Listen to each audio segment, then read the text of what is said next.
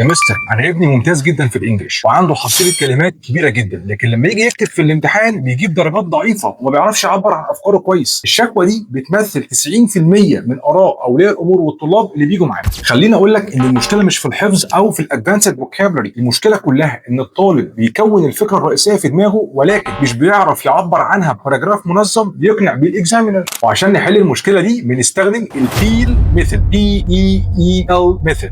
تعال نطبق على الفكره بمثال عملي عن banning phones at schools. P يعني point، تبدا بالفكره الرئيسيه بوضوح، مثلا using phones in classes causes severe distraction. والE explanation، اشرح السبب والنتيجه. This is because constant notifications interrupt student focus during classes. والE الثالثه example، ادعم الفكره بتاعتك بمثال حقيقي او دراسه، مثلا for instance recent studies show that students check notifications every 10 minutes. اما اللي بقى وهي اللينك بتربط الباراجراف بالفكره الرئيسيه، يعني مثلا therefore banning devices is essential to maintain academic performance. شايف الفكره وضحت وبقت مفهومه ومنظمه ازاي؟ وعشان كده جمعت لك امثله كتيره جدا مكتوبه بنظام البيل ميثود، موجوده دلوقتي في فايل مجاني على قناتنا على التليجرام. اكتب بيل في الكومنتس وهبعت لك اللينك على طول.